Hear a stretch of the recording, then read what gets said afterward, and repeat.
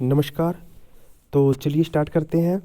मैंने आपको इसका टेस्ट की पीडीएफ पूरी ग्रुप में डाल दी थी, जो हमारा पेड ग्रुप है जिसने हमारा कोर्स ज्वाइन कर रखा है। ठीक है, तो आप अपनी ईमानदारी से अब इस वीडियो में देखकर अपने टेस्ट को चेक करें कि हमारे कितने क्वेश्चन सही हैं, कितने गलत हैं। क्लियर है? और इस वीडियो के नीचे कमेंट सेक्शन में बताना मुझे कि इनमें से मेरे कितने सही हुए हैं, कितने गलत हुए। टोटल में से बताना हाइफन लगाकर कि मेरे इतने सही हैं, इतने गलत है, ईमानदारी से। ठीक है, चलिए पहला क्वेश्चन है कि इनमें से कौन सा संविधान का कार्य नहीं है।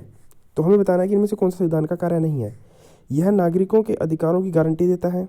देखिए, जो हमारा कॉन्स्टिट्यूशन है, कॉन्स्टिट्यूशन में ही हमारे जो फंडामेंटल राइट्स हैं, मौलिक अधिकार हैं, तो उसके बारे में कहाँ बता रखा है? कहाँ बता रखा है? संविधान में ही बता रखा है ना। तो ये हमारे मौलिक अधिकार है, उनके क्या करता है? गारंटी करता है। ये बात सही है। यह शासन की उन शाखाओं की शक्तियों के अलग अलग क्षेत्र का रेखांकन करता है। ये बात भी सही है। देखिए, इसका क्या मतलब हुआ, मैं समझाता हूँ। हमारे यहाँ शासन के कितने प्रकार है, मतलब जो हमारे यहाँ शासन होता है कितने तरीके से होता है, कौन कौन करता है?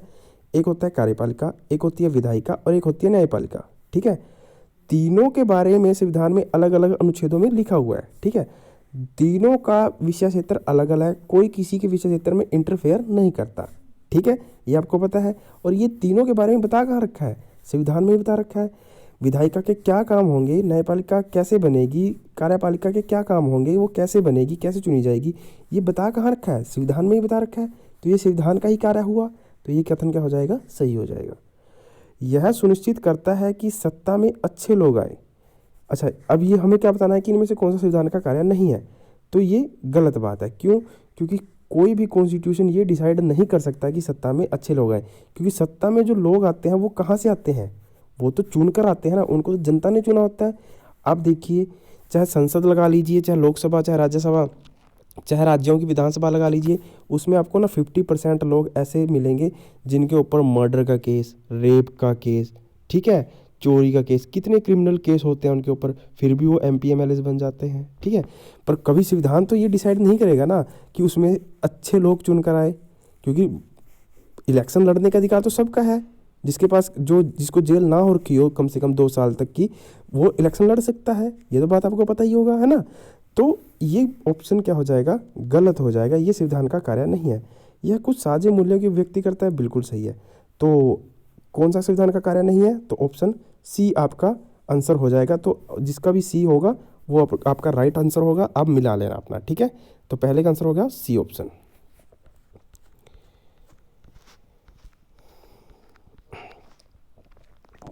अच्छा क्वेश्चन है अगला। ठीक है, इसको इम्पोर्टेंट मान के चलें, ये आ सकता है। निम्नलिखित में से कौन सा कथन इस बात की बेहतर दलील है कि संविधान की प्रामाणिकता संसद से ज़्यादा है?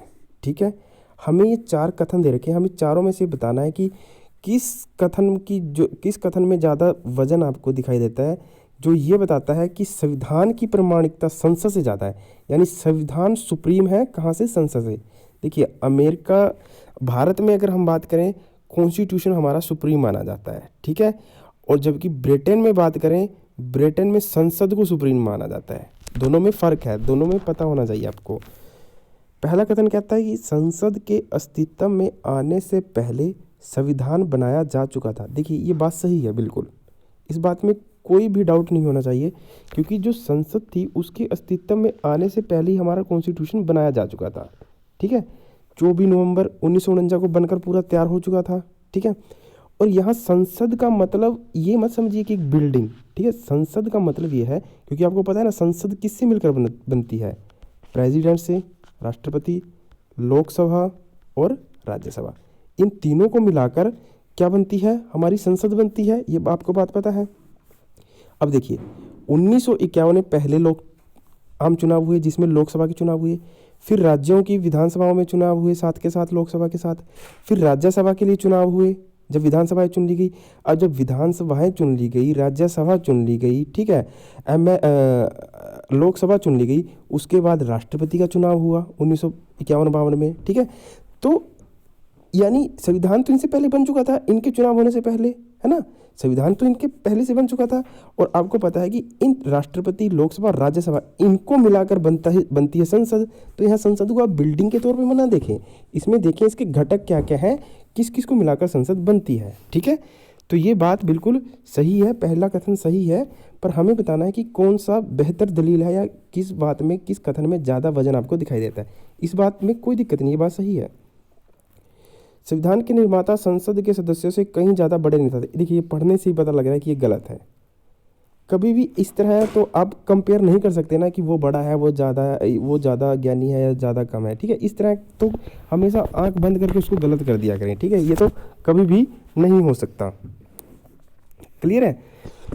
तो चाहे संसद के जो भी सदस्य थे सभी समान थे और सभी ज्ञानी थे, तो इसमें कोई कंपैरिजन नहीं है कि वो बड़ा था या वो छोटा था, तो ये गलत हो जाता है। तीसरा कथन कहता है कि संविधान ही यह बताता है कि संसद कैसी बनाई जाए, इसमें कौन सी शक्तियां प्राप्त होंगी, ठीक है। ये जो कथन है ये सबसे ज़्यादा वजनदार दिखाई देता है, क्योंकि कॉन्स्टिट्यूशन ही यह बताता है हमें, हमारा जो संविधान है वही बताता है कि संसद का निर्माण कैसे होगा। वही तो बताता है कि लोकसभा का चुनाव कैसे होगा, राज्यसभा का चुनाव कैसे होगा, राष्ट्रपति का चुनाव कैसे होगा, कौन कौन इनका चुनाव लड़ सकता है, कौन बताता है? संविधान ही बताता है, संसद तो नहीं बताती, ठीक है। तो ये कथन क्या हो जाएगा, राइट हो जाएगा। संसद संविधान में संशोधन नहीं कर सकती, बिल्कुल गलत। संसद संविधान में संशोधन कर सकती है, ठीक है। तो ये ऑप्शन सी इसका सही है। वैसे फर्स्ट भी सही है, पर हमें बतानी थी कौन सी बेहतर दलील है, और इसको मान के चलें कि ये इंपॉर्टेंट है, किसी ना किसी एग्जाम में आ जाएगा। चलिए अगला क्वेश्चन देखिए। बताइए कि संविधान के बारे में निम्नलिखित कथन सही है या गलत है, ठीक है। हमारे पास 4 कथन है, हमें कौन बताना है कि कौन कौन सा इसमें सही है, कौन सा गलत है। सरकार के गठन और उसकी शक्तियों के बारे में संविधान एक लिखित दस्तावेज है, तो बिल्कुल सही है। संविधान क्या है कि लिखित दस्तावेज है, वही बताता है, संविधान ही बताता है कि सरकार का गठन कैसे होगा और उसकी क्या पावर होंगी, ठीक है। क्योंकि देखिए सरकार कैसे बनती है, आपने एमएलए चुन के भेजे, सॉरी आपने एमपी चुनकर भेजे लोकसभा के लिए, ठीक है। तो लोकसभा में जिसका बहुमत होगा, चाहे गठबंधन की कोई सरकार हो, जिसका बहुमत होगा वो उसकी सरकार बनेगी, ठीक है। और ये सरकार का गठन कैसे होगा और सरकार की क्या शक्तियाँ होंगी, ये किससे पता चलता है? ये संविधान से ही तो पता चलता है। तो ये क्या हो जाएगा, सही हो जाएगा। पहला कथन तो क्या हो जाएगा, सही हो जाएगा। अब हमें ये डिसाइड करना है कौन सा सही है, कौन सा गलत है। संविधान सिर्फ लोकतांत्रिक देशों में होता है और उसकी जरूरत ऐसे ही देशों में होती है। अच्छा, क्या जो डेमोक्रेटिक कंट्री है, जहाँ लोकतंत्र है, वहाँ सिर्फ संविधान वहीं होता है? ये बात सही है, ये बात गलत है, ठीक है। देखिए डेमोक्रेटिक तो चीन भी है, सॉरी चीन को आप डेमोक्रेटिक नहीं बोल सकते, पर फिर भी संविधान तो है वहाँ पर। नॉर्थ कोरिया में तो कोई डेमोक्रेसी नहीं है, पर फिर भी संविधान है, ठीक है। तो ये बात गलत हो जाती है। जरूरी नहीं है कि संविधान लोकतांत्रिक देशों में ही हो, ठीक है। जो गैर लोकतांत्रिक देश है वहाँ भी संविधान होता है। जैसे ब्रिटेन के बारे में बात करें, ब्रिटेन को संवैधानिक राजतंत्र कहा जाता है, वहाँ राजतंत्र भी है और संविधान भी है, ठीक है। तो ये बिल्कुल भी जरूरी नहीं है कि जहाँ लोकतंत्र होगा वहीं संविधान होगा, ठीक है। फॉर एग्जाम्पल संविधान तो नॉर्थ कोरिया में भी है, पर वहाँ लोकतंत्र तो नहीं है, ठीक है। तो ये गलत हो जाएगा। संविधान एक कानूनी दस्तावेज है और आदर्शों और मूल्यों में इसका कोई सरोकार नहीं है, ये एक बात गलत है। क्योंकि जो हमारा संविधान है वो कानूनी दस्तावेज तो है, पर उसके कुछ ना कुछ, उसके कुछ आदर्श भी हैं और कुछ मूल्य भी हैं, ठीक है। तो यहाँ क्या कहता है, उसका कोई सरोकार नहीं है, तो उसका सरोकार है, ठीक है। ये गलत हो जाएगा। संविधान एक नागरिक को नई पहचान देता है, बिल्कुल सही बात है। हमारा कॉन्स्टिट्यूशन सभी नागरिकों को एक नई पहचान देता है, समान पहचान देता है। कभी कोई नहीं ये कह सकता कि मैं इस जाति से हूँ, या मैं राजपूत हूँ, या ब्राह्मण हूँ, या दलित हूँ। हमारा संविधान कहता है कि हम सभी एक हैं, ठीक है। क्योंकि 1 value is equal to 1 vote, ठीक है। तो चाहे वो किसी भी जाति का हो, किसी भी समाज का हो। तो देखिए इसमें दूसरा और तीसरा गलत है, पहला और चौथा सही है। तो आप देख लेना आपने क्या क्या लगाया है।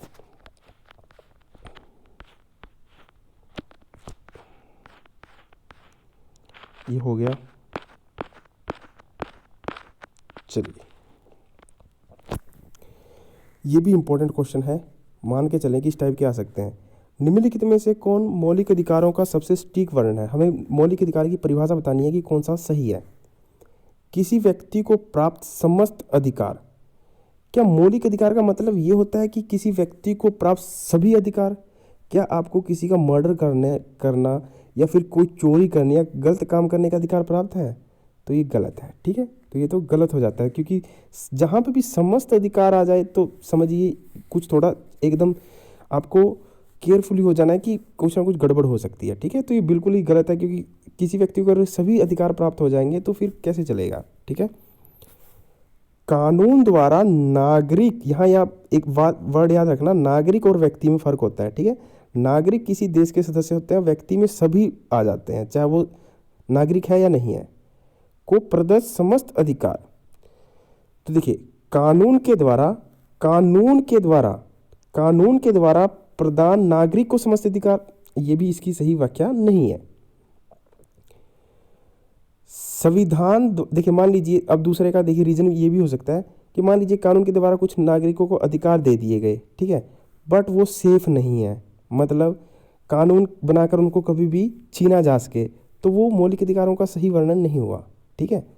तो तीसरा देखिए, संविधान द्वारा प्रदत्त मतलब दिए गए सुरक्षित व समस्त अधिकार, ये इसका सही विवरण मतलब सही डेफिनेशन मौलिक अधिकारों को ये बैठती है, ऑप्शन सी, कि जो हमारे कॉन्स्टिट्यूशन के द्वारा जो हमें अधिकार दिए गए हैं और वो क्या है, सुरक्षित भी हैं और समस्त अधिकार है। तो ये क्वेश्चन सही है।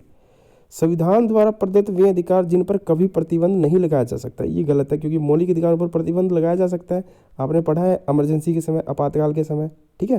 हालांकि 20 को छोड़कर 19-20 को छोड़कर सभी पे तो लगाया जा सकता है ना, उनको मतलब सस्पेंड किया जा सकता है कुछ समय के लिए।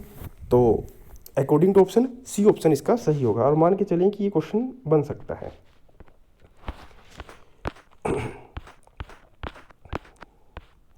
देखिए, अब ये क्वेश्चन आपको बनना चाहिए, क्योंकि मैंने आपको मौलिक अधिकारों के बारे में कई क्वेश्चन पढ़ाए थे। निम्नलिखित परिस्थितियों को पढ़ें और प्रत्येक परिस्थिति के बारे में बताएं कि किस मौलिक अधिकार का उपयोग हो रहा है और कौन सा उल्लंघन हो रहा है, ठीक है। हमारे पास 4 कथन दे रखे हैं, हमें चारों को पढ़ के बताना है कि कहाँ मौलिक अधिकारों का यूज़ हो रहा है और कहाँ उसका उल्लंघन हो रहा है, ठीक है। देखिए, पहला कथन कहता है, सबसे पहले हमें ये बताना है कि यहाँ वो व्यक्ति अपना ये कथन में मतलब अपने मौलिक अधिकार का वो उपयोग कर रहा है या उसका मौलिक अधिकारों का उल्लंघन हो रहा है। देखिए, राष्ट्रीय एयरलाइंस के चालक परिचालक के ऐसे पुरुषों को जिनका वजन ज़्यादा है नौकरी में तरक्की दी गई, लेकिन ऐसी महिलाएं सहकर्मियों को दंडित किया गया जिनका वजन बढ़ गया है, ठीक है। तो आप यहाँ बताइए, क्या यहाँ पे मौलिक अधिकार का उपयोग हो रहा है या उल्लंघन हो रहा है? तो मुझे दिखाई दे रहा है कि यहाँ पर मौलिक अधिकारों का क्या हो रहा है, उल्लंघन हो रहा है। क्या हो रहा है? उल्लंघन हो रहा है। कैसे? देखिए, एक तो यहाँ महिला और पुरुष, ठीक है, यानी एक तो लिंग के आधार पर उसके साथ भेदभाव की जा रही है, यानी अगर मैं आर्टिकल की बात करूँ तो समानता के आधार पर उनके साथ क्या किया जा रहा है, भेदभाव किया जा रहा है, ठीक है। तो यहाँ क्या हो रहा है, मौलिक अधिकार का उल्लंघन हो रहा है। एक निर्देशक एक डॉक्यूमेंट्री फिल्म बनाता है जिसमें सरकारी नीतियों की आलोचना करता है, तो अब जरा बताइए, क्या इसमें मौलिक अधिकारों का उपयोग किया जा रहा है या उल्लंघन किया जा रहा है? तो यहाँ ये क्या है, इसमें मौलिक अधिकारों का उपयोग किया जा रहा है। कैसे? देखिए, एक निर्देशक डॉक्यूमेंट्री फिल्म बनाता है और जिसमें सरकार की नीतियों का क्या करता है, आलोचना करता है। तो आपको पता है कि हमारे पास क्या है, आर्टिकल 19 है, जिसमें बताया गया है राइट टू स्पीच, ठीक है। तो स्वतंत्रता पूर्वक हमें कुछ भी बोलने के लिए हमें अब हमारी अभिव्यक्ति की आज़ादी है, ठीक है, हम फ्रीली कुछ भी स्पीच कर सकते हैं, ठीक है। तो यहाँ वो आर्टिकल 19 का उपयोग कर वो क्या कर रहा है, सरकार की नीतियों का आलोचना कर रहा है, ठीक है। तो यहाँ क्या कर रहा है, वो अपने मौलिक अधिकार का उपयोग कर रहा है। क्या कर रहा है? उपयोग कर रहा है, ठीक है। एक बड़े बांध के कारण विस्थापित हुए लोग अपने पुनर्वास की मांग करते हुए रैली निकालते हैं, तो यहाँ भी क्या कर रहा है, वो अपने मौलिक अधिकार का क्या कर रहा है, उपयोग कर रहा है। क्यों? देखिए, हमारे आर्टिकल 19 में ही लिखा हुआ है कि शांतिपूर्ण आंदोलन करने की आज़ादी, जैसे कि अभी किसान कर रहे हैं शांतिपूर्ण आंदोलन, ठीक है, क्योंकि वो उनका क्या है, संवैधानिक अधिकार है, मौलिक भी अधिकार है, मौलिक अधिकार भी है और संवैधानिक भी है, क्योंकि संविधान में भी जिक्र है उसका और मौलिक अधिकारों में भी जिक्र है। तो यहाँ क्या कर रहा है, वो अपने मौलिक अधिकारों का उपयोग कर रहा है। आंध्र सोसाइटी आंध्र प्रदेश के बाहर तेलुगु माध्यम के विद्यालय चलाती है। अब यहाँ बताइए कि क्या ये अपने मौलिक अधिकारों का उपयोग कर रहा है या उल्लंघन कर रहा है? तो ये भी क्या कर रहा है, अपने मौलिक अधिकारों का उपयोग कर रहा है। ठीक है, कैसे? क्योंकि आपको पता है आर्टिकल 19 और 30 में क्या बताया गया है मौलिक अधिकार में, कि कोई भी व्यक्ति अपनी भाषा संस्कृति को बचाने के लिए अपना प्रचार प्रसार कर सकता है। ठीक है, तो ये भी क्या है, मौलिक अधिकारों का अपना उपयोग कर रहा है। तो पहला क्या है, मौलिक अधिकारों में क्या हो रहा है, उसके साथ भेदभाव हो रहा है यानी उल्लंघन हो रहा है, बाकी सभी में अपने ये लोग अपने मौलिक अधिकारों का उपयोग कर रहे हैं। मैंने सबका कारण भी बता दिया। अब ये क्वेश्चन कैसे भी रिफॉर्म करके आ जाए, कैसे भी मॉडिफाई करके आ सकता है। चलिए आगे है, निम्नलिखित में से कौन सा प्रत्यक्ष लोकतंत्र यानी डायरेक्ट डेमोक्रेसी के सबसे नज़दीक बैठता है? तो हमें बताना है कि इनमें से कौन सा डायरेक्ट डेमोक्रेसी के सबसे नज़दीक बैठा है। डायरेक्ट डेमोक्रेसी का मतलब होता है जिसमें जनता डायरेक्ट रूप से क्या हो, पार्टिसिपेट करे। ठीक है, जैसे कि मान लीजिए एमएलए का इलेक्शन होना है और जनता डायरेक्ट रूप से एमएलए को चुनती है, जबकि अगर हम बात करें राज्यसभा के एमपी का इलेक्शन होना है या राष्ट्रपति का इलेक्शन होना है, उपराष्ट्रपति का इलेक्शन होना है, जनता उसमें डायरेक्ट चुनाव नहीं करती। उसमें तो आपके कौन करते हैं, एक तो एमपी करते हैं, एमएलएज करते हैं। ठीक है, आप जनता तो नहीं डायरेक्ट भाग लेती। तो जिसमें डायरेक्ट भाग ले जनता, तो उसको क्या कहते हैं, डायरेक्ट इलेक्शन या प्रत्यक्ष लोकतंत्र। तो हमें बताना है कि कौन सा सही बैठता है। परिवार की बैठक में होने वाली चर्चा, परिवार की बैठक में होने वाली चर्चा क्या प्रत्यक्ष लोकतंत्र के ज़्यादा नज़दीक बैठती है, या हम ये कहें कि प्रत्यक्ष लोकतंत्र की डेफिनेशन के ज़्यादा पास आती है? हो सकता है, पर इतनी पास नहीं है। हम और ऑप्शन चेक कर लेते हैं। कक्षा संचालक, क्लास मॉनिटर का चुनाव, ये गलत है, ये तो डेमोक्रेसी के पास बैठता ही नहीं। किसी राजनीतिक दल द्वारा अपने उम्मीदवार का चयन करना, किसी राजनीतिक दल के द्वारा, यहाँ ये बात याद रखना, जनता नहीं है। अच्छा देखिए, इसका क्या मतलब हुआ, किसी राजनीतिक दल के द्वारा अपने उम्मीदवार मतलब कैंडिडेट का चयन करना। अब जरा देखिए कि क्या हमारे यहाँ अगर मान लीजिए कोई एमपी का चुनाव लड़ता है, एमएलए का चुनाव लड़ता है, ठीक है, मान लीजिए उसको कांग्रेस ने या भाजपा ने या दूसरी आम आदमी पार्टी ने अपनी पार्टी का टिकट देता है उसको, ठीक है, उस उम्मीदवार को, उस कैंडिडेट को, तो क्या पार्टी का जो टिकट मिलता है जनता को पूछ के मिलता है? नहीं ना, पार्टी डिसाइड करती है। ठीक है, तो वो जो राजनीतिक यानी पॉलिटिकल पार्टी है वो डिसाइड करती है कि किसको टिकट देना है किसको नहीं, पर वो जनता को पूछ के कभी नहीं देती। ठीक है, तो हमारे यहाँ तो वही है, कोई ज़्यादा चापलूसी करेगा या जिसके पास ज़्यादा पैसा है तो उन्हीं को टिकटें मिलती हैं, योग्य व्यक्तियों को टिकटें नहीं मिलती। ये आपको अंदाज़ा हो गई इस चीज़ों का। ठीक है, तो ये तो बिल्कुल गलत हो जाएगा। मीडिया द्वारा कराए गए जन्म संग्रह, देखिए ऑप्शन में यही बचा तो यही आंसर होगा। देखिए मीडिया के द्वारा जो जन्म संग्रह करवाया जाता है, जैसे वोटिंग करवाई जाती है, उसमें डायरेक्ट लोग भाग लेते हैं, तो वो डायरेक्ट लोकतंत्र के ज़्यादा समीप बैठता है। तो according to option D option सही हो जाएगा। तो देख लेना डी, जिसका भी जिसने भी लगाया होगा वो चेक कर लेना। ये 2 बार टाइप हो गया है। चलिए ये क्वेश्चन मेरे को लगता है कि आप में से लगभग 90% लोग इसको गलत करेंगे। ठीक है, 90% लोग इसको गलत करेंगे। इनमें से कौन सा कार्य चुनाव आयोग का नहीं है? इलेक्शन कमीशन ऑफ इंडिया का इसमें बताना है कि कौन सा कार्य नहीं है। सबसे पहला कहता है कि मतदाता सूची तैयार करना, जो वोटर लिस्ट है उसका निर्माण कौन करता है? इलेक्शन कमीशन का ही करता है, चाहे राज्य का इलेक्शन कमीशन हो चाहे केंद्र का इलेक्शन कमीशन हो। ठीक है, तो जो वोटर लिस्ट है जिसको हम कहते हैं मतदाता सूची, वोटर लिस्ट आप सभी ने देखी होगी। अगर आप गांव से संबंध रखते हो या फिर कहीं से भी आप जब वोट डालने जाते हो तो आपने एक वोटर लिस्ट जरूर देखी होगी गांव में, हर व्यक्ति के पास, मतलब जो कैंडिडेट चाहे सरपंच का या किसी भी उम्मीदवार का चयन चुनाव लड़ता है तो उसके पास ये चीज़ें मिलती हैं। ठीक है, तो वोटर लिस्ट कौन तैयार करता है? चुनाव आयोग ही तैयार करता है। तो हमें क्या बताना है कि इसमें कौन सा उसका कार्य नहीं है। उम्मीदवारों का नामांकन करना, उम्मीदवार मतलब समझ रहे हो, मान लीजिए अगर अगर लोकसभा का अगर चलो सरपंच से ही स्टार्ट करते हैं। मान लीजिए सरपंच को चुनाव लड़ना है, किसी व्यक्ति को सरपंच का चुनाव लड़ना है। ठीक है, तो उससे पहले अपना नामांकन करना पड़ेगा ना, नॉमिनेशन जिसको बोलते हैं, नॉमिनेशन भरना पड़ेगा। तो क्या कैंडिडेट का नॉमिनेशन भरना चुनाव आयोग का कार्य है? गलत। ठीक है, इसका मैं रीज़न अभी बताता हूँ कि ये किसका कार्य है। आप लोगों को लगता होगा कि उम्मीदवारों का नामांकन करना ये चुनाव आयोग का कार्य है, जबकि ये गलत है। ठीक है, मतदान केंद्रों की स्थापना करना बिल्कुल सही है। ये जो मतदान केंद्र हैं उनकी स्थापना कौन करता है? चुनाव आयोग ही करता है कि कहाँ पे मतदान केंद्र बनाया जाएगा, कितने बनाए जाएंगे, कितने नहीं बनाए जाएंगे। आचार संहिता लागू करना, ये तो सबको पता ही है आचार संहिता क्या होती है। पंचायत के चुनावों का पर्यवेक्षण करना, क्या ये चुनाव आयोग का कार्य है? क्या मेरे को कोई बता सकता है इसमें से कि ये क्या चुनाव आयोग का कार्य है? पंचायत के चुनावों का पर्यवेक्षण करना मतलब उसकी जांच करना, ठीक है। देखिए, आपको पता होना चाहिए कि एक तो होता है चुनाव आयोग, जैसे कि यहाँ पे चुनाव आयोग लिखा हुआ है, तो यहाँ जो चुनाव आयोग लिखा हुआ है इलेक्शन कमीशन, तो इसका मतलब आप मान के चलेंगे केंद्रीय चुनाव आयोग, ठीक है। और जबकि इस चुनाव आयोग की हेल्प करने के लिए हर एक राज्य में क्या होता है? राज्य चुनाव आयोग, ये आपको पता है। बट जो स्टेट इलेक्शन कमीशन, SEC लिख देता हूं मैं, जो स्टेट इलेक्शन कमीशन होता है वो सिर्फ दो ही चीज़ों की चुनाव करवाता है। एक तो वो करवाता है पंचायत के, ठीक है, और एक करवाता है नगर निगम के, MC के, ठीक है। विधानसभा के चुनाव भी कौन करवाता है? केंद्र का चुनाव आयोग। लोकसभा, राष्ट्रपति, उपराष्ट्रपति, राज्यसभा, इन सभी के चुनाव कौन करवाता है?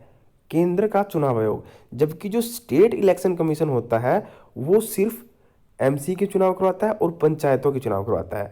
तो यहाँ पर हमें यह लिखा हुआ है चुनाव आयोग, तो चुनाव आयोग लिखा हुआ है तो हम इसका मतलब केंद्र का चुनाव आयोग समझेंगे, ठीक है।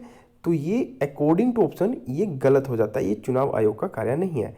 ये किसका कार्य है? राज्य चुनाव आयोग का। अगर ये पूछा जाए कि ये किसका कार्य होगा तो आप क्या कहेंगे? स्टेट इलेक्शन कमीशन का, ठीक है। तो देखिए, किताब में कहीं गलत भी लिखा हो सकता है पर मैं आपको ये सही बता रहा हूँ। और ये बात रही उम्मीदवारों का नामांकन करने की, तो देखिए ये भी गलत है। ये चुनाव आयोग का कार्य नहीं होता, ये कार्य होता है रिटर्निंग ऑफिसर का, ठीक है। अगर आप सरपंच का इलेक्शन लड़ना चाहते हैं तो आपको जब आप नॉमिनेशन करने जाओगे तो वहाँ पे एक रिटर्निंग ऑफिसर नियुक्त किया गया होगा, ठीक है। चाहे वो चुनाव आयोग के द्वारा किया जाए, चाहे वो जिले के DM के द्वारा नियुक्त किया जाए, ठीक है। तो जो रिटर्निंग ऑफिसर होता है उसका कार्य होता है नॉमिनेशन का, ठीक है। कोई भी अगर चुनाव लड़ना चाहते हो तो आप नॉमिनेशन करवाने जाएंगे तो आप रिटर्निंग ऑफिसर पर नॉमिनेशन करवाने जाएंगे, ठीक है। ये चुनाव आयोग का कार्य नहीं है, ठीक है। तो देख लेना आप लोगों ने क्या क्या सही किया है, क्या क्या गलत किया है, अपना चेक कर लेना।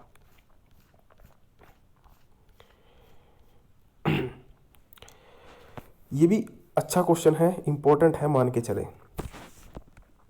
फर्स्ट पास्ट द पोस्ट प्रणाली में वही प्रत्याशी विजेता घोषित किया जाता है जो, अब देखिए first past the post system मैंने आपको पूरा बताया था जब मैं आपको करवा रहा था कि प्रोपोर्शनल रिप्रेजेंटेशन सिस्टम होता है और first past the post system होता है। First past the post system कहाँ कहाँ भारत में लागू होता है? लोकसभा के चुनाव में, विधानसभा के चुनाव में, पंचायत में, MC में, ठीक है। मैंने सब पूरा बताया था आपको।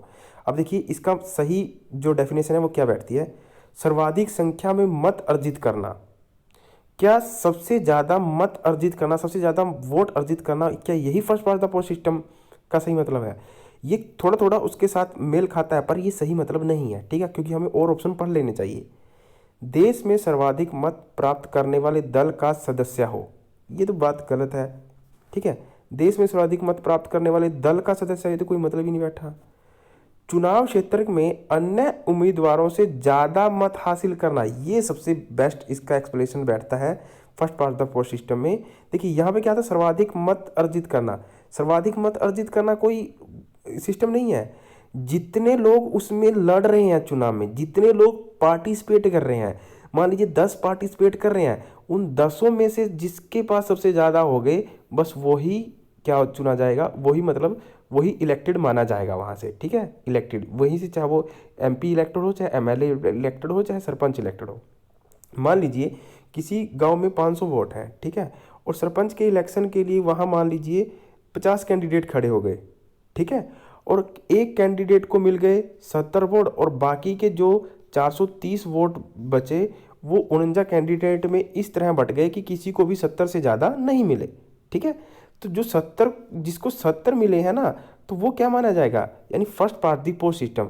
यानी जितने 50 कैंडिडेट जो यहाँ पार्टिसिपेट कर रहे थे तो उनमें से एक व्यक्ति को उन 50 में सबसे ज़्यादा 70 वोट मिले तो वही विजयी माना जाएगा, वही सरपंच घोषित कर दिया जाएगा।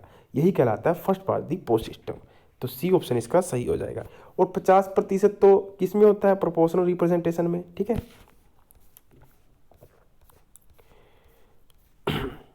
चलिए,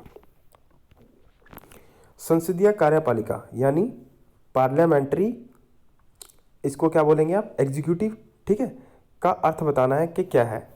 जहाँ संसद हो वहाँ कार्यपालिका का होना, ये जरूरी है कि जहाँ संसद होगी वहाँ कार्यपालिका होगी? ये तो गलत बात है, ठीक है। संसद के द्वारा निर्वाचित कार्यपालिका, क्या कोई कार्यपालिका संसद के द्वारा निर्वाचित होती है भारत में? अगर हम भारत की बात करें, क्योंकि हम तो भारत का संविधान पढ़ रहे हैं ना। देखिए, अगर अमेरिका की बात होती तो हम कह सकते थे कि ये सही है, क्योंकि कार्यपालिका, सबसे पहले आपको कार्यपालिका का मतलब पता होना चाहिए, मैंने बताया था। कार्यपालिका का सीधा सीधा मतलब होता है सरकार, ठीक है। और सरकार के जितने भी मंत्री होते हैं वो सभी सरकार का ही अंग होते हैं, ठीक है, एग्जीक्यूटिव का अंग होते हैं। अमेरिका में क्या होता है कि मान लीजिए अगर कोई राष्ट्रपति चुन लिया गया, ठीक है, तो जो उसका वित्त मंत्री होगा, मतलब और विदेश मंत्री होगा, फाइनेंस मिनिस्टर, खेल मंत्री, जो भी जितने टाइप के मंत्री होंगे, तो वो राष्ट्रपति वहाँ का खुद डिसाइड करेगा कि चाहे वो कौन होगा। वो चाहे तो अपने रिश्तेदारों को बना सकता है, वो अपनी बेटी को बना दे, अपने बेटे को बना दे, अपनी वाइफ को बना दे, पूरी मिनिस्ट्री वो अपने घर से ही बना दे। और उसका कोई ज़रूरी ये नहीं है कि वो वहाँ की जो पार्लियामेंट है उसका मेंबर हो, ये इसके लिए ज़रूरी नहीं है, ठीक है। पर जहाँ भारत की बात आती है, तो जो कार्यपालिका होती है वो संसद के द्वारा निर्वाचित नहीं होती, वो तो जनता निर्वाचित करती है ना। उसके बाद प्रधानमंत्री बनता है, और प्रधानमंत्री डिसाइड करता है कि किसके पास कौन कौन सा मंत्रालय होगा, वो उसके बाद वो सभी मंत्री बनते हैं। तो ये गलत हो जाएगा। जहाँ संसद कार्यपालिका के रूप में काम करती है, देखिए, संसद कार्यपालिका के रूप में काम नहीं करती, संसद किसके रूप में काम करती है? विधायिका के रूप में, ठीक है। ऐसी कार्यपालिका जो संसद के बहुमत के समर्थन पर निर्भर हो, ये बात सही है। संसदीय कार्यपालिका का मतलब ये सही है कि ऐसी कार्यपालिका जो संसद के बहुमत के समर्थन पर निर्भर हो।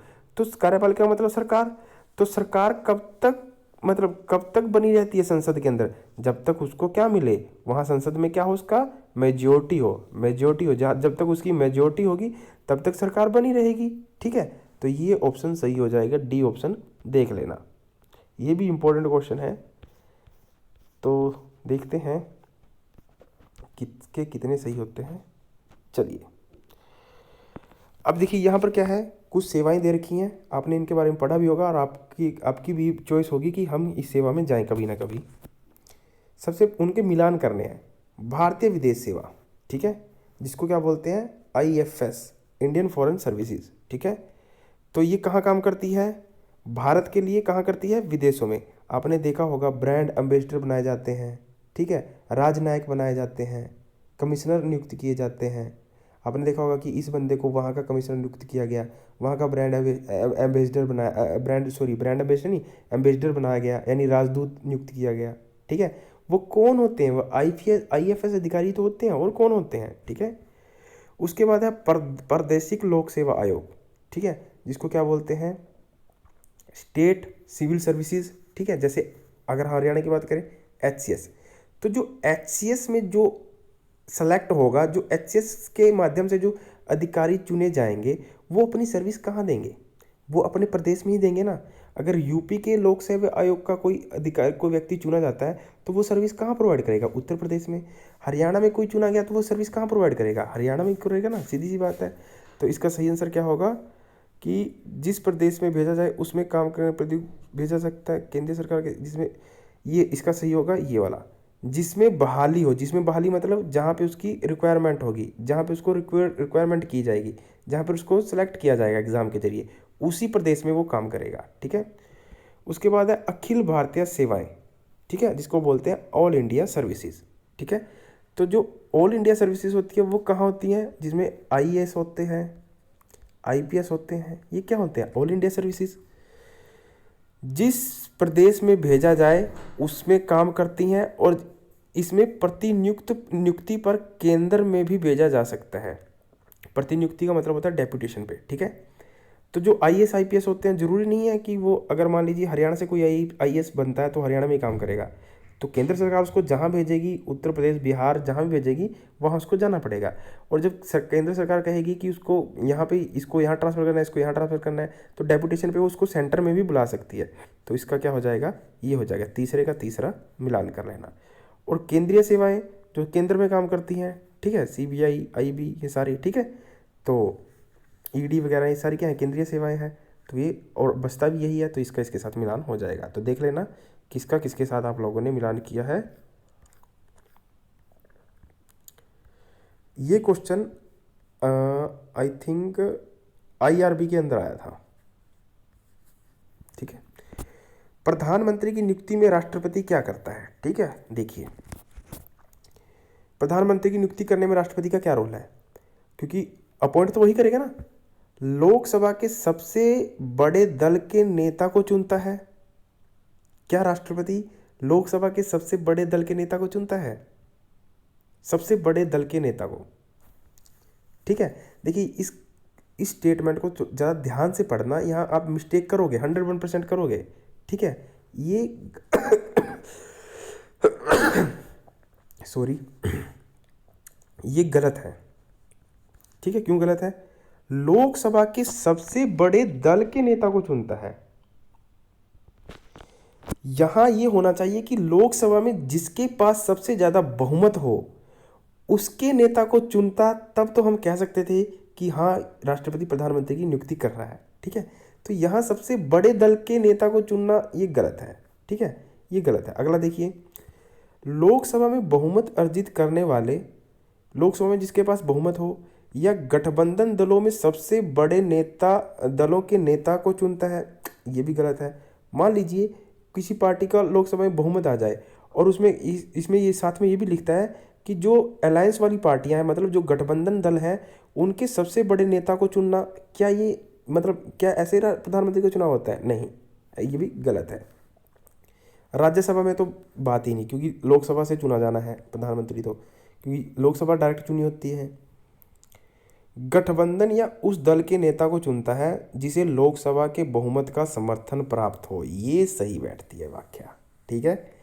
तो जो राष्ट्रपति होता है प्रधानमंत्री के लिए उसी व्यक्ति को चुनता है जिसे या तो गठबंधन में हो या उस दल के नेता को चुनेगा जिसे लोकसभा में बहुमत का समर्थन प्राप्त हो। यहाँ देखिए, यहाँ कहीं बहुमत दिखाई दे रहा है लोकसभा में सबसे बड़े दल के नेता को, ऐसी बात नहीं है। देखिए, मान लीजिए बहुमत भाजपा का है, ठीक है, और भाजपा किसी और व्यक्ति को प्रधानमंत्री बनाना चाहे, ठीक है, और भाजपा के आधे से ज़्यादा एमपी उसका समर्थन ना करें, तो राष्ट्रपति उसको प्रधानमंत्री नियुक्त नहीं करेगा। राष्ट्रपति उसी व्यक्ति को प्रधानमंत्री नियुक्त करेगा जिसमें क्या हो, जिसका एक तो बहुमत हो लोकसभा के अंदर, ठीक है। अगर बहुमत नहीं है तो मान लीजिए गठबंधन भी हो सकता है, ठीक है। कई बंदे गठबंधन बनाकर सरकार बनाते हैं जिसमें जब नहीं बहुमत आता है, जैसे हरियाणा में, ठीक है।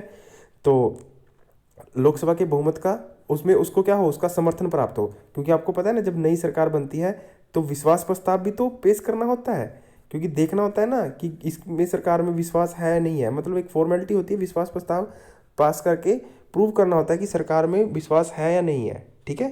तो आपका डी ऑप्शन क्या हो जाएगा, सही हो जाएगा।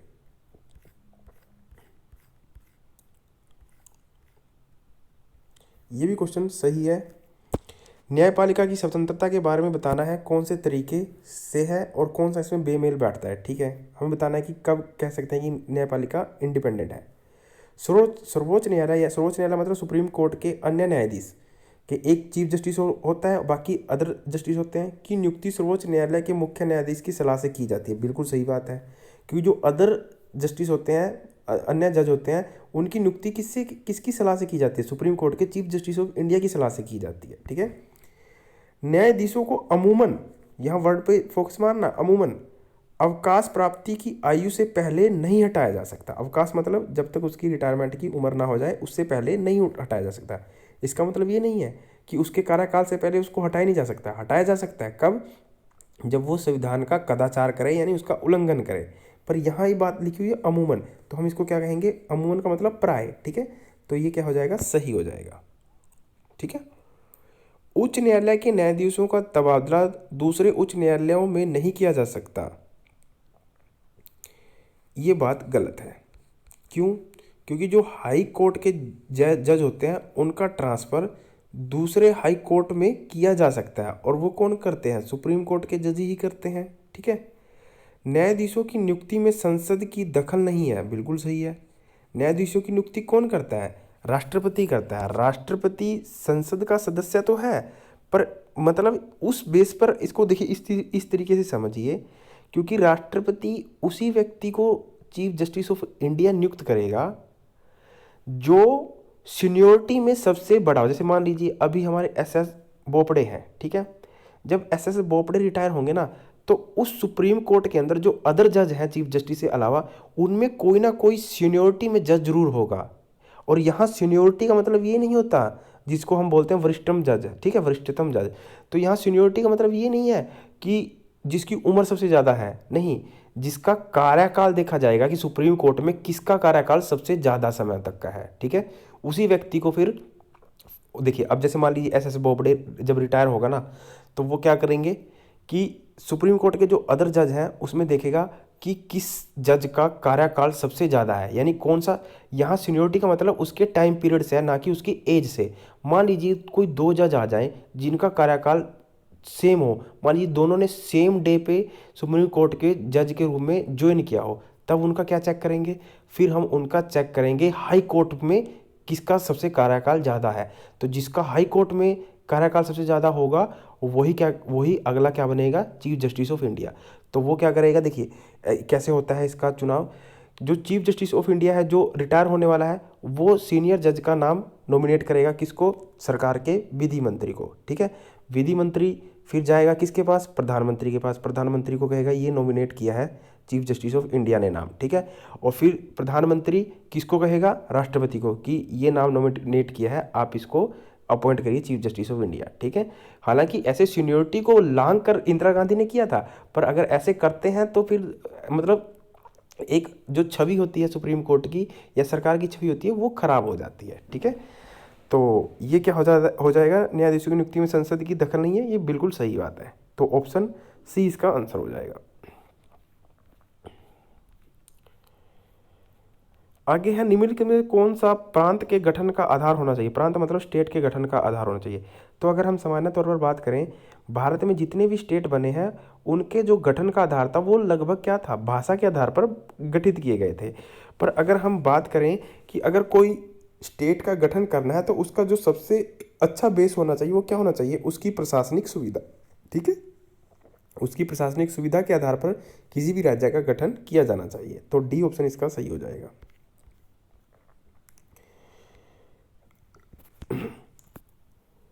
निम्नलिखित में से कौन सा वाक्य सही है बताना है। संविधान में समय समय पर संशोधन करना आवश्यक होता है क्योंकि परिस्थिति, अच्छा ये बताना है कि संविधान में समय समय पर संशोधन करना आवश्यक है। क्यों आवश्यक है? परिस्थितियां बदलने पर संविधान में उचित संशोधन करना आवश्यक हो जाता है। मान लीजिए सिचुएशन आज कुछ हो रहा है और कुछ और आगे कुछ और होंगी, उसके आधार पर संविधान में अमेंडमेंट करना जरूरी है, ये बिल्कुल सही है। परिस्थितियों के आधार पर संविधान में संशोधन किया जाता है। किसी समय विशेष में लिखा गया दस्तावेज कुछ समय बाद अप्रासंगिक हो जाता है, ये बात गलत है, ठीक है, ये सही नहीं है। हर पीढ़ी के पास अपनी पसंद का संविधान चुनने का विकल्प होना चाहिए, ये भी बात गलत है।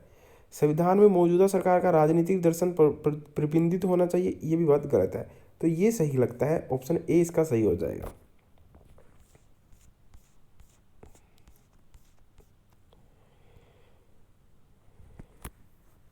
हमें बताना है कि संविधान के 42वें संशोधन अब तक का सबसे बड़ा विवादास्पद संशोधन था। इस विवाद के क्या कारण थे? यह संशोधन राष्ट्रीय आपातकाल के दौरान किया गया। आपातकाल की घोषणा अपने आप में एक विवाद का मुद्दा थी, ये बात सही है। यह संशोधन विशेष बहुमत पर आधारित नहीं था, ये बात गलत है, ठीक है। क्योंकि देखिए 42वें संविधान संशोधन से पहले बहुमत का कोई रोल नहीं था, ठीक है। बिना किसी मतलब अगर प्रधानमंत्री सीधा राष्ट्रपति को बोलता था बोल दे तो आपातकाल लगाया जा सकता था, ठीक है। तो उसमें मतलब ऐसा कोई बहुमत का रोल नहीं था। उसके बाद 44 जब अमेंडमेंट की गई उसके बाद ये प्रावधान किए गए थे, तो ये गलत हो जाएगा। इसमें राज्य विधानसभाओं का समर्थन प्राप्त नहीं था, ये गलत है, क्योंकि लगभग सरकार कांग्रेस की ही थी उस समय, ठीक है, सभी राज्यों में। संशोधन में कुछ उपबंध विवादास्पद थे, ये भी गलत है। तो ये सही है इसका, ठीक है। देख लेना आपने क्या टिक किया है। आगे है बुनियादी ढांचे के बारे में बताना है, basic structure of the constitution के बारे में बताना है, बहुत इंपॉर्टेंट है। तो गलत वाक्य को सही करें। तो आप देखिए इसमें क्या है कि सही वाक्य को चिन्हित करें। आपको बस इसमें ये देखना है, बताना है कि कौन सा सही है कौन सा गलत है, बस आप ये देख लेना बस। संविधान में बुनियादी मान्यताओं का खुलासा किया गया है, बिल्कुल सही है। बेसिक स्ट्रक्चर के बारे में संविधान में बताया गया है, और कब बताया? 1973 में, केशवानंद भारती के केस में सबसे पहली बार। बुनियादी ढांचे को छोड़कर विधायिका संविधान के सभी हिस्सों में संविधान संशोधन कर सकती है, बिल्कुल सही बात। कि 1973 में यही बताया गया था कि संसद संविधान में संशोधन करने के लिए सुप्रीम है, पर वो संविधान में इतना मतलब उन हिस्सों को संशोधन, क्योंकि संविधान का एक अपना एक बेसिक स्ट्रक्चर है, संसद उसमें संशोधन नहीं कर सकती। यानी संसद संविधान में इतना चेंज नहीं कर सकती कि उस संशोधन की जगह रीराइट ही हो जाए, क्योंकि संविधान को संविधान सभा ने बनाया था, और संशोधन तो सरकारें करती हैं, सरकारें आती जाती रहती हैं, ठीक है। तो ये सही है। न्यायपालिका ने संविधान के उन पहलुओं को स्पष्ट कर लिया है जिन्हें बुनियादी ढांचे के अंतर्गत या उसके बाहर रखा जाए, बिल्कुल न्यायपालिका ने स्पष्ट किया था कि कौन सा बेसिक स्ट्रक्चर का पार्ट होगा कौन सा नहीं होगा। जैसे सेकुलरिज्म, ये बेसिक स्ट्रक्चर का पार्ट है। जैसे कई लोग आपके दिमाग में ये कीड़ा भर देते हैं कि भारत को एक हिंदू राष्ट्र बनाया जाएगा, जबकि ये गलत है। भारत को कभी भी हिंदू राष्ट्र नहीं बनाया जा सकता। क्यों? क्योंकि ये जो हमारा कॉन्स्टिट्यूशन है ये उसके मतलब बेसिक स्ट्रक्चर का पार्ट है। सेकुलरिज्म, धर्मनिरपेक्षता हमारे संविधान के बेसिक स्ट्रक्चर का पार्ट है। उसमें कोई भी सरकार कितने भी बहुमत से आ जाए कभी भी संशोधन नहीं कर सकती, ठीक है। अगर ऐसा हो गया तो उस दिन समझिए संविधान की प्रासंगिकता ही खत्म हो जाएगी। यह सिद्धांत सबसे पहले केशवानंद भारती मामले में प्रतिपादित किया गया था, बिल्कुल सही है। तो ये सारे क्या हैं? सही हैं, ठीक है। बुनियादी ढांचे से संबंधित सही हैं, तो इनको ज़रा ध्यान से पढ़ लेना। इनमें से किसी को भी गलत कर कर मॉडिफाई कर कर पूछ सकता है। ये तो छोड़ दीजिए, ये छोड़ दीजिए, ये भी छोड़ देना, ठीक है। ये भी छोड़ देना, गलत टाइप हो गया है। ये आइए इस क्वेश्चन पर आइए। निम्नलिखित में से धर्मनिरपेक्षता का सिद्धांत भारत के संविधान में अपनाया गया है, ठीक बात है। भारत एक सेकुलर कंट्री है, जिसको धर्मनिरपेक्षता कहना गलत है, पंथ निरपेक्ष इसका सही मतलब होता है, ठीक है। अब हमें बताना है कि भारत में जो धर्मनिरपेक्ष है या पंथ निरपेक्ष है उसका सही मतलब क्या लिया गया है। देखिए कई, जैसे अगर हम पश्चिम के कई देशों की बात करें, जैसे फ्रांस के संविधान में क्लियर लिखा हुआ है कि राज्य का धर्म से कोई लेना देना नहीं है, कोई भी लेना देना नहीं है, ठीक है। जबकि भारत ने जो धर्मनिरपेक्षता का कॉन्सेप्ट लिया अपनाया था वो ऐसा नहीं था। उसकी सही व्याख्या क्या है मैं आगे बताता हूँ। राज्य का धर्म से कोई लेना देना नहीं है। भारत अगर धर्मनिरपेक्षता का मतलब तो ये होता है, देखिए सेकुलरिज्म का मतलब यही होता है कि राज्य का धर्म से कोई लेना देना नहीं है, पर हमें भारत के परिप्रेक्ष्य में बताना है, ठीक है। हमें क्या बताना है? भारत के परिप्रेक्ष्य में बताना है कि भारत ने धर्मनिरपेक्षता का मतलब क्या लिया था। तो ये गलत है, भारत ने ऐसा नहीं लिया है कि राज्य मतलब समझ रहे हो ना आप, स्टेट का मतलब समझ आना चाहिए बिल्कुल, क्योंकि स्टेट को मैंने पूरा खोल के पढ़ा रखा है, मेरा वीडियो है, आप प्ले लिस्ट में जाएंगे आपको मिल जाएगा। तो राज्य का धर्म से कोई लेना देना नहीं है, क्लियर है। ये बात गलत है। भारत के संविधान में धर्मनिरपेक्षता का मतलब ये नहीं है। राज्य का धर्म से नज़दीकी रिश्ता है, ये भी बात गलत है, ठीक है। राज्य धर्म के बीच भेदभाव कर सकता है, ये भी बात गलत है। राज्य धार्मिक समूहों के अधिकार को मान्यता देता है, ये बात सही है। जो हमारा जो सेकुलरिज्म है उसका मतलब ये है कि जो स्टेट होगा वो सभी धर्मों को समान अधिकार देगा, ठीक है। जितने भी धार्मिक समूह है सभी को क्या देगा? समान अधिकार देगा, समान मान्यता देगा। तो हमारे सेकुलरिज्म का मतलब ये है। हमारे सेकुलरिज्म का ये मतलब बिल्कुल भी नहीं है कि राज्य का धर्म से कोई लेना देना नहीं है। हमारे सेकुलरिज्म का मतलब है कि राज्य का धर्म से लेना देना है, बट वो सभी धर्मों को क्या देगा? समान मान्यता देगा। तो राज्य को धर्म के मामलों में हस्तक्षेप करने की सीमित शक्ति होगी, ये बात भी सही है, ठीक है। मान लीजिए किसी धर्म में लिखा हो कि मान लीजिए कि किसी नर बलि करना ही मतलब नर बलि करना अच्छा माना जाए किसी धर्म के लिए, ठीक है। तो ये तो मतलब बिल्कुल इलीगल बात हुई ना। अगर धर्म में लिख दिया तो इसका मतलब ये नहीं कि स्टेट उसमें इंटरफेयर नहीं करेगा। अगर मान लीजिए किसी धर्म में तंत्र विद्या है, मान लीजिए कि जैसे आपने देखा होगा कई खबरें भी आती हैं कि तंत्र विद्या में किसी की मतलब किसी बच्ची की बलि दे दी, किसी लड़की को मार दिया 10 साल की, किसी नाबालिग बच्चे को मार दिया। कई ऐसी खबरें आपने पढ़ी होंगी न्यूज़ में, ठीक है। तो है तो ये धार्मिक चीज़, पर जो स्टेट होगा इसमें इंटरफेयर जरूर करेगा, क्योंकि ये अलाउ नहीं है, ये इलीगल भी तो है ना। तो ये दोनों क्या हो जाएंगे, सही हो जाएंगे, ऊपर वाले 3 गलत हो जाएंगे। ये दोनों परिभाषाएं हमारे सेकुलरिज्म में फिट बैठती हैं। ये भी छोड़ दीजिए। चलिए अभी देखिए, ये आइए यहाँ पे, ये क्वेश्चन विदाउट ऑप्शन के थे, इनको मैं सोल्व करवा देता हूँ।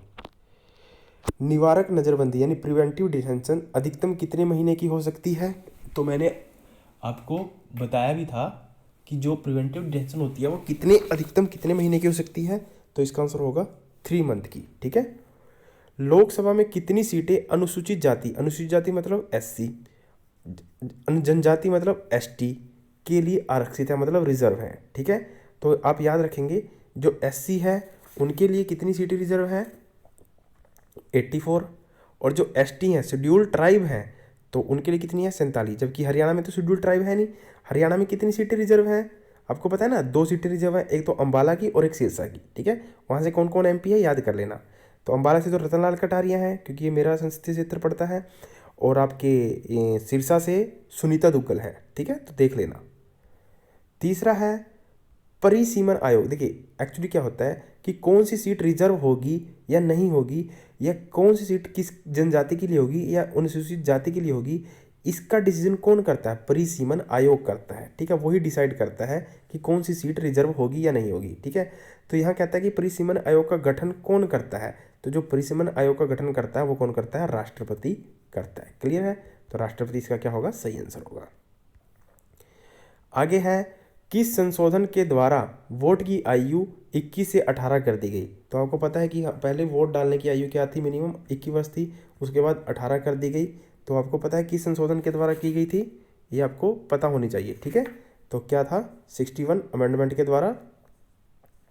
अब 61 अमेंडमेंट के द्वारा वोट की आयु 21 से 18 कर दी गई, ठीक है। उसके बाद है, निर्वाचन आयोग किस अनुच्छेद में है, तो इलेक्शन कमीशन ऑफ इंडिया के बारे में किस आर्टिकल में बता रखा है, 324 में, ठीक है। उसके बाद है छठा क्वेश्चन, मुख्य निर्वाचन आयुक्त का कार्यकाल कितना होता है। मुख्य निर्वाचन आयुक्त, ठीक है, चीफ इलेक्शन कमीशन का कार्यकाल कितना होता है।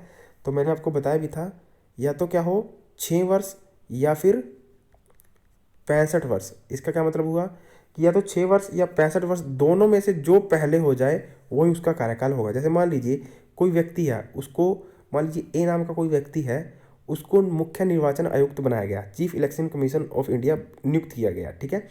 और जब उसको नियुक्त किया गया उसकी आयु थी 63 वर्ष की, ठीक है।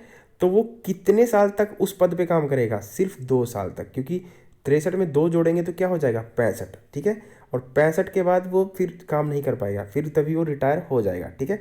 तो 65 वर्ष या 6 वर्ष में जो पहले हो जाए वही उसका कार्यकाल होगा। मान लीजिए उस व्यक्ति को 50 वर्ष की उम्र में अपॉइंट किया गया हो chief election commission of India, तो वो कितने साल तक काम करेगा, जब तक मान लीजिए अगर भगवान चाहेगा तो वो कितने साल तक करेगा, 56 साल तक, ठीक है, पूरा 6 साल पूरे करेगा। अदरवाइज अगर ऐसी कंडीशन होगी तो 65 मतलब 65 साल तक। तो यानी इसमें से 65 में से और 6 वर्ष में से जो भी पहले हो जाए वही उसका क्या होगा, कार्यकाल होगा। यहाँ भगवान चाहेगा मतलब है कि कभी समय से पहले उसको उठा ना ले, ठीक है।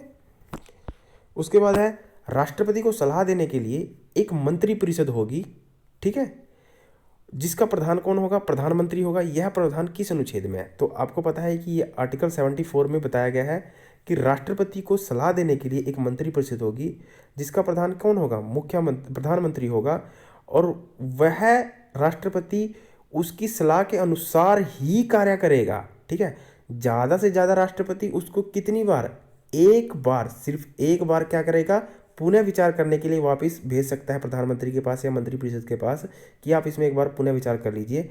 और अगर मंत्री परिषद या प्रधानमंत्री बिना विचार किए भी अगर उसको दोबारा उसको राष्ट्रपति के पास भेज दे तो उसको अपनी एसेंस देनी ही होती है, ठीक है। तो ये किस में है, आर्टिकल 74 में। देखिए ये क्वेश्चन इंपॉर्टेंट है, मान के चलिए कि आ सकता है। धन विधेयकों के संबंध में विशेष प्रक्रिया में धन विधेयक राज्यसभा में पेश नहीं किया जाएगा किस अनुच्छेद में बताता है। धन विधेयक की परिभाषा तो 110 में है, मैंने आपको बताया भी था कि धन विधेयक कौन सा विधेयक धन विधेयक होगा या नहीं होगा, इसके बारे में आर्टिकल 110 में बता रखा है। बट यहाँ ये बता रखा है कि जो धन विधेयक होगा वो राज्यसभा में पेश नहीं किया जाएगा। आपको पता है सबसे पहले लोकसभा में आता है मनी बिल, ठीक है, तो राज्यसभा में पेश नहीं किया जाएगा। तो ये किस अनुच्छेद में बता रखा है, तो ये बता रखा है 109 में, आर्टिकल 109 में, ये याद रखेंगे, बहुत इंपॉर्टेंट है। आगे है किस अनुच्छेद के द्वारा उच्चतम न्यायालय अपने द्वारा सुनाए गए आदेश का पुनः अवलोकन कर सकता है। ये बहुत ज़्यादा इम्पोर्टेंट है, ठीक है।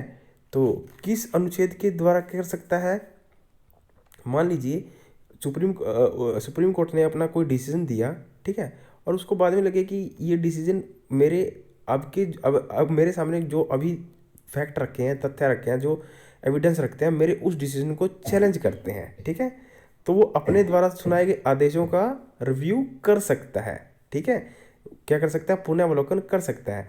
तो ये किस अनुच्छेद में है, तो ये किस आर्टिकल में है, आर्टिकल 137 में ये प्रावधान किया गया है। और ये एसआई में शायद पूछा गया था, शायद, मेरे ध्यान में नहीं आ रहा, पर आप पुराने पेपर देखेंगे निकाल कर सब इंस्पेक्टर का, तो मेल वाला, उसमें देखना शायद ये क्वेश्चन था। आगे किस अनुच्छेद के तहत भारत के राज्य क्षेत्र में सभी सिविल और न्यायिक प्राधिकारी उच्चतम न्यायालय की सहायता से कार्य करेंगे, ठीक है, तो ये किस आर्टिकल में बता रखा है, तो ये भी बहुत इंपॉर्टेंट क्वेश्चन है। तो आर्टिकल 144 में बता रखा है कि भारत के राज्य क्षेत्र के सभी सिविल और न्यायिक अधिकारी उच्चतम न्यायालय की सहायता से कार्य करेंगे, तो आर्टिकल 144 का राइट आंसर हो जाएगा। उसके बाद है गोद लेना। गोद लेना का मतलब समझते हो ना, एडोप्ट करना, उत्तराधिकार या समानों में मिलावट किस सूची का विषय है। तो आपको पता है 3 सूचियां हैं, राज्य सूची, संघ सूची, समवर्ती सूची, ठीक है, सबके अपने अपने विषय है, मैंने सारा बता रखा था। अगर जो कुछ इन विषयों में ना दे रखा वो किस में आता है, अवशिष्ट शक्तियों में, ठीक है, रेजिडुअरी पावर में, और उस पर कानून बनाने का हक पूरा केंद्र सरकार का, और वो कहाँ से ली गई थी, कनाडा से, ठीक है। तो गोद लेना, उत्तराधिकार और समान में मिलावटें, ठीक है, ये किस सूची का विषय है, तो आपको पता है ये किसका है, समवर्ती सूची यानी कनकरेंट लिस्ट का विषय है। कनकरेंट लिस्ट में और क्या क्या आता है, शिक्षा पहले राज्य सूची का विषय थी, बाद में इसको समवर्ती सूची में ट्रांसफर किया गया। और वन फॉरेस्ट, मजदूर संघ, ठीक है, ये सब किसका विषय है, समवर्ती सूची का। कृषि संपदा या कृषि भूमि के अतिरिक्त किसी अन्य संपदा का हस्तांतरण किस सूची में है। देखिए मैंने जानबूझ के इसको लिया है, देखिए यहाँ पे कृषि देखते ही आप लगा दोगे स्टेट लिस्ट, जबकि ये स्टेट लिस्ट का विषय नहीं है, ये भी किसका विषय है, समवर्ती सूची का विषय है, ये एनसीईआरटी में लिखा हुआ है, ठीक है, ये भी किसका विषय है, समवर्ती सूची का विषय है। उसके बाद है प्रत्येक राज्य की कार्यपालिका शक्ति का प्रयोग इस प्रकार करेगी जिससे कि उसकी संघ की कार्यपालिका की शक्ति पर कोई अड़चन न हो, ठीक है। तो इस क्वेश्चन को जरा ध्यान से देखिए कि इसमें क्या बताना है, मैं लिखना भूल गया, इसमें हमें ये बताना है कि ये किस आर्टिकल में लिखा हुआ है, ठीक है, ये किस आर्टिकल में लिखा हुआ है ये बताना है हमें, ठीक है। तो देखिए प्रत्येक राज्य मतलब स्टेट की कार्यपालिका मतलब सरकार, जैसे कि राज्य की सरकार क्या होगी, विधानसभा, अपनी शक्ति का प्रयोग इस प्रकार करेगी कि जिससे संघ मतलब केंद्र की कार्यपालिका की शक्ति पर कोई अड़चन ना हो, वो प्रभावित ना हो। तो ये किस अनुच्छेद में लिखा हुआ है, तो आर्टिकल 257 में इसका जिक्र है। इंपॉर्टेंट क्वेश्चन है, मान के चलिए कि आ जाएगा। उसके बाद सैनिक शासन या मार्शल लॉ किस अनुच्छेद में है, तो आर्टिकल 33 और 34 में मार्शल लॉ के बारे में बताया गया, जबकि फंडामेंटल राइट 12 से 35 तक हैं, तो ये फंडामेंटल राइट्स में ही आता है। उसके बाद है 1989 में किस समिति ने स्थानीय शासन निकायों को संवैधानिक दर्जा प्रदान किया, ठीक है, मैंने आपको बताया भी था कि जो पंचायतें थी पहले भी थी, पर जब संवैधानिक दर्जा मिल गया उनको 73rd अमेंडमेंट और 74th अमेंडमेंट के बाद, तो सभी राज्यों में और सभी गाँव में पंचायत का गठन करना अनिवार्य कर दिया गया, ठीक है। तो पंचायतों या कहें स्थानीय शासन को, लोकल बॉडीज़ को तो संवैधानिक दर्जा कब मिला, ठीक है, तो 1989 में मिला, ठीक है। किस समिति ने यानी कौन सी कमेटी बनी थी जिसने इसकी रिकमेंडेशन की कि इनको संवैधानिक दर्जा दिया जाना चाहिए। कई कमेटियां बनी थी पर किस कमेटी की रिकमेंडेशन को माना गया, तो आप याद रखेंगे थुंगन समिति, ठीक है, थुंगन कमेटी बनी थी, उसके आधार पर इनको संवैधानिक दर्जा प्रदान किया गया। आगे है संसद विधि के द्वारा संघ, मतलब जो हमारा यूनियन है, फेडरेशन नहीं है भारत, यूनियन है, नए राज्यों को प्रदेश दे सकती है। ठीक है, तो वो किस आर्टिकल में है? आर्टिकल 2 में। ठीक है, 2 में लिखा गया है कि इसके बारे में 2 में बताया गया है। आगे है संसद विधि के द्वारा किसी राज्य का क्षेत्रफल बढ़ा सकती है, यानी संसद कानून बनाकर किसी भी स्टेट का एरिया को बढ़ा सकती है, घटा सकती है। एक राज्य में से 2 राज्य बना सकती है, 2 राज्यों को मिलाकर एक राज्य बना सकती है। जैसे यूपी में से उत्तराखंड बना, बिहार में से झारखंड बना। ठीक है, तो इसकी पावर किसके पास है? संसद के पास है। ठीक है, तो किस आर्टिकल के तहत है? 3 के तहत। किस संशोधन के द्वारा, ये मैंने बताया था, किस संशोधन के द्वारा उच्च न्यायालय, जहां उच्च आए उसका मतलब हाई कोर्ट, उच्चतम आए क्या होता है? सुप्रीम कोर्ट, सर्वोच्च न्यायालय आए सुप्रीम कोर्ट, तो उच्च न्यायालय मतलब हाई कोर्ट की सेवानिवृत्ति मतलब रिटायरमेंट की आयु बढ़ा दी गई थी। तो मैंने आपको बताया था 15वें संविधान संशोधन के द्वारा उच्च न्यायालयों के न्यायाधीशों की रिटायरमेंट की आयु बढ़ा दी गई। कितनी कर दी? 60 से 62 कर दी गई। ठीक है, तो ये कुछ क्वेश्चन थे पॉलिटी के। तो जो क्वेश्चन मैंने आपको पेड कोर्स में करवाए हैं वो भी और ये भी, तो आप इसको रिवाइज मार लेना, देख लेना आपको कितने सही बनते हैं कितने नहीं बनते हैं। तो और कमेंट में ज़रूर बताना कि हमारे इतने सही बने हैं इतने गलत बने हैं। ठीक है, तो चेक कर लेना। Thank you, all the best.